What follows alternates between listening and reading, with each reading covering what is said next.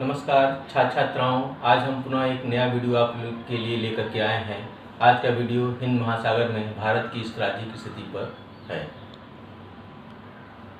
आज का जो ये वीडियो है बहुत महत्वपूर्ण वीडियो है। ये कंपटीशन में भी पूछा जाता है, साथ ही साथ एमए और बीए के छात्र छात्राओं के लिए भी यह उपयोगी होगा।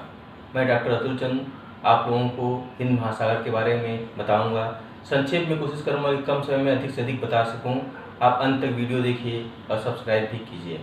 सबसे पहले मैं बताऊं कि हिंद महासागर प्राचीन काल से ही इस राज्य महत्व का केंद्र रहा है। आप जानते होंगे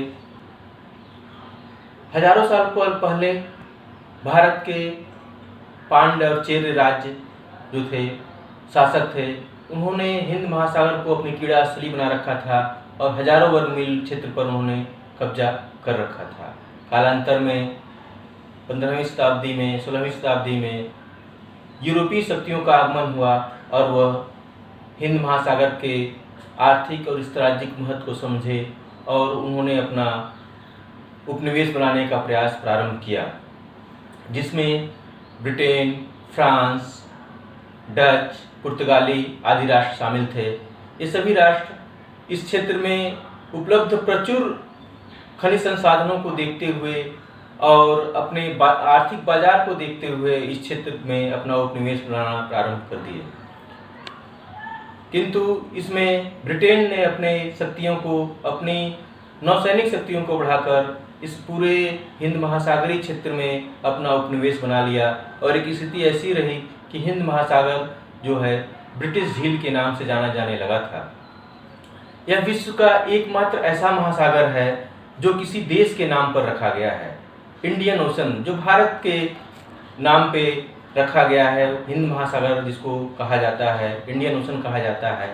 यह भारत के लिए अत्यंत गर्व की बात है कि भारत के नाम पर एक महासागर का नाम रखा गया है। यह महासागर हिंद महासागर के नाम से जिसे जाना जाता है, इंडियन ओशन के नाम से जाना जाता है। आज के समय में पुनः यह स्ट्रैटेजिक महत्व केंद्र बना हुआ है और महाशक्तियों के शक्ति के प्रदर्शन का अखाड़ा भी बना हुआ है। समय समय पर रूस, अमेरिका, चीन आमने सामने इस क्षेत्र में होते रहते हैं। यह इसलिए भी महत्वपूर्ण है क्योंकि यहाँ से विश्व का अधिकांश व्यापार इस क्षेत्र से होता है। तेल का अधिकांश व्यापार इस क्षेत्र से होता है, इसलिए यह स्ट्रैटेजिक महत्व केंद्र बना हुआ है। भारत के लिए भी बहुत स्ट्रैटेजिक महत्व केंद्र है क्योंकि भारत की राष्ट्रीय सुरक्षा और आर्थिक सुरक्षा दोनों इससे जुड़ी हुई है। इसलिए भारत का स्ट्रैटेजिक वातावरण इससे प्रभावित होता है। अब मैं आपको बताता हूँ कि इसकी भौगोलिक स्थिति क्या है और इसके महाशक्तियों का इसमें किस तरह से प्रतिस्पर्धा हो रही है। तो भौगोलिक क्षेत्र के बारे में सबसे पहले बता दूँ कि इसके उत्तर में भारतीय महाद्वीप है, दक्षिण में दक्षिण ध्रुवीय महासागर है, पूर्व में हिंद चीन सुंदर द्वीप समूह और ऑस्ट्रेलिया है, पश्चिम में पूर्वी अफ्रीका से घिरा हुआ है। यह विश्व का तीसरा बड़ा महासागर है और विश्व के संपूर्ण जल स्रोत का 20% जल यह समाहित किए हुए है। इसके जो मुख्य द्वीप है उसमें मेडागास्कर जो विश्व का चौथा सबसे बड़ा द्वीप है, रियूनियन द्वीप, कोमोरोस द्वीप, सेशेल्स द्वीप, मालदीव, मॉरिशस, श्रीलंका और इंडोनेशिया द्वीप इसमें इस हिंद महासागर के प्रमुख द्वीपों में शामिल हैं। इंडोनेशिया के लगभग 11,000 द्वीप हिंद महासागर में फैले हुए हैं। खनिज संसाधन से क्षेत्र भरपूर है। यह तेल, मछली, खनिज संसाधन इसमें बहुतायत मात्रा में पाए जाते हैं, इसलिए इस क्षेत्र में महाशक्तियों की प्रतिस्पर्धा भी बनी हुई है। इसके स्ट्रैटेजिक महत्व के बारे में बताऊं तो विश्व के तेल व्यापार का 2/3 हिस्सा इस क्षेत्र से होता है। संपूर्ण माल परिवहन का 1/3 हिस्सा इस क्षेत्र से गुजरता है। यह 40 देशों को स्पर्श करता है। इसके तटों पर विश्व की 40% जनसंख्या निवास करती है। चीन के लिए भी यह महत्वपूर्ण है क्योंकि चीन का 40% तेल का आयात निर्यात इसी रास्ते से होता है। तेल और गैस का आयात इसी रास्ते से करता है। साथ ही साथ उसका 80% जो व्यापार जो है हिंद महासागर के रास्ते ही होता है। भारत के लगभग 70% तेल का आयात हिंद महासागर के क्षेत्र से ही होता है। इसके महत्व को देखते हुए ही चीन ने इस क्षेत्र में अपनी शक्तियां बढ़ाना प्रारंभ कर दी हैं और उसने एक स्ट्रेटजी के तहत काम कर रहा है जिसको स्ट्रिंग ऑफ पर्ल्स का नाम दिया गया है। और इस स्ट्रेटजी के तहत वो हिंद महासागरीय जो तटीय राष्ट्र हैं वहाँ पे अपने बंदरगाहों का निर्माण कर रहा है, वहाँ कोशिश कर रहा है कि अपने सामरिक ठिकाने बनाए, वहाँ के राष्ट्रों को अपने पक्ष में करने का प्रयास कर रहा है। जो वहाँ पे बंदरगाह बना रहा है उसका जो है पट्टा कई सौ वर्षों तक या 50 वर्ष 100 वर्ष 70 वर्षों तक करके अपने क्षेत्र में लेने का प्रयास, अपने कब्जे में लेने का प्रयास कर रहा है। तो इस तरह से चीन की सक्रियता बढ़ी है, क्योंकि जैसे ही ब्रिटेन की सक्रियता हिंद महासागर क्षेत्र से कम हुई वैसे ही महाशक्तियों की प्रतिस्पर्धा इस क्षेत्र में अपनी शक्तियां बढ़ाने को लेकर के प्रारंभ हो गई। इसमें सबसे पहले अमेरिका ने नौसैनिक अड्डा बनाया और अपना एक बेस कैंप टाइप का बनाया जहां पे उसने परमाणु मिसाइलों को भी तैनात कर रखा है और वहां पे उसके जंगी बेड़े हमेशा वहां पे रहते हैं।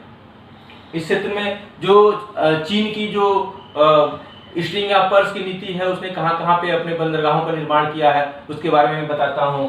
चीन ने जो है सबसे पहले जो है 2008 में जो है 19 चीनी नौसैनिक कार्यबल इस क्षेत्र में आए और अपना गतिविधि बढ़ाने शुरू कर दी। 2014 से चीनी खुफिया जानकारी वाले जहाज पनडुब्बियां नियमित तौर पर इस क्षेत्र में परिभ्रमण करते रहते हैं। चीन ने जो है स्ट्रिंग ऑफ पर्ल्स की तरह जो बंदरगाहों का निर्माण किया है उसमें पाकिस्तान का ग्वादर बंदरगाह है, ग्रीस में पिरायुस बंदरगाह, जिबौती बंदरगाह, श्रीलंका में हम्मन तोता बंदरगाह, मालदीव में फेदहू फिनलहू द्वीप में अपना सामरिक ठिकाना बनाने का प्रयास कर रहा है। म्यांमार के कप्यू द्वीप में जो है अपना सामरिक ठिकाना बनाने की कोशिश में है। मलेशिया के साथ सहयोग बढ़ा रहा है। तो इस तरह से चीन जो है इस क्षेत्र में अपने स्ट्रैटेजिक शक्ति को मजबूत करने के प्रयास में है। समय समय पर अपने परमाणु पनडुब्बी को भी वह इस क्षेत्र में उतार रहा है, जो कि भारत के लिए भी खतरे की घंटी है। एक तरह से ऐसा लगता है कि वो भारत को घेरने का ही प्रयास कर रहा है। स्ट्रिंग ऑफ पर्ल्स की जो नीति है उसके तहत वो भारत को घेरने का प्रयास कर रहा है, क्योंकि वो जितने भी उसके स्ट्रिंग ऑफ पर्ल्स में ठिकाने बने हैं वो भारत को ऐसा लगता है कि भारत को केंद्रित करके बनाए गए हैं। अब इस क्षेत्र में बताऊं कि अमेरिका का डियो गार्सिया द्वीप पे अपना ठिकाना बना रखा है। रूस भी इस क्षेत्र में सक्रिय है। 1971 में अमेरिका ने अपना 7वां बेड़ा पाकिस्तान की ओर से लड़ने के लिए भेजा था। उसी समय रूस ने भी जो है अपने कुर्स नामक पनडुब्बी को हिंद महासागर में उतार दिया था। ऐसा लग रहा था कि अब विश्व महायुद्ध उत्पन्न, तीसरा विश्व युद्ध उत्पन्न होने की स्थिति आ गई थी, किंतु बाद में दोनों महाशक्तियों ने हिंद महासागर से अपने अपने सक्रिय जंगी बेड़ों को वापस पीछे खींच लिया। इस तरह से एक विश्व युद्ध होने से बच गया। तो यह इस क्षेत्र की स्ट्रैटेजिक महत्व को ही प्रदर्शित कर रहा है, परिलक्षित कर रहा है। भारत भी इस क्षेत्र में अपना शक्ति को बढ़ाने के प्रयास में लगा हुआ है। भारत के प्रधानमंत्री माननीय श्री मोदी जी ने इसके महत्व को समझा है और इस क्षेत्र के तटीय राष्ट्रों के साथ सहयोग बढ़ाने का प्रयास प्रारंभ कर दिया है। और इसके बारे में बताऊं कि भारत ने बांग्लादेश के साथ सागर तटीय नौवहन समझौता किया है। ईरान में चाबहार बंदरगाह का निर्माण कर रहा है। सेशल्स द्वीप के साथ भी सहयोग कर रहा है, सहयोग बढ़ाने की कोशिश में है। श्रीलंका के साथ सहयोग बढ़ाने की कोशिश में है। भारत ऑस्ट्रेलिया स्वर्ण चतुर्भुज योजना के तहत काम कर रहा है, जो चीन के स्ट्रिंग ऑफ पर्ल्स का जवाब होगा। इंडोनेशिया एवं सिंगापुर के साथ सहयोग प्रारंभ कर दिया है। भारत ने अपने परमाणु पनडुब्बी चक्र को उतार रखा है। अरिहंत बेड़ा भी हिंद महासागर में भारतीय हितों की रक्षा करने में समर्थ है। तो इस तरह से भारत भी इस क्षेत्र में अपने हितों को सुरक्षित रखने के लिए अपने जंगी बेड़ों को और अपने सुरक्षित ठिकानों को बनाने के प्रयास में है। भारत भी इस क्षेत्र की महत्ता को समझते हुए अपनी शक्ति को बढ़ाने के प्रयास में लगा हुआ है, अपने स्ट्रैटेजिक हितों को साधने की कोशिश में लगा हुआ है। और इस कोशिश में वह अपने परमाणु पनडुब्बी के साथ साथ मिसाइलों को भी तैनात कर रहा है। परमाणु मिसाइलों को भी कोशिश कर रहा है कि इसमें तैनात किया जा सके, और परमाणु पनडुब्बी को भी उसने निर्माण कर रखा है। विध्वंसक बेड़ा भी इस क्षेत्र में है। भारत की लगातार पनडुब्बियां और बेड़े जो है इस क्षेत्र में गश्त लगाते रहते हैं, क्योंकि इस क्षेत्र के में उसके स्ट्रैटेजिक हित जुड़े हुए हैं। तो मैं आशा करता हूं कि इस वीडियो से आपको बहुत अधिक फायदा मिलेगा और हमारे इस वीडियो को आप देखेंगे और इससे लाभान्वित होंगे, आप नोट्स बनाएंगे। धन्यवाद।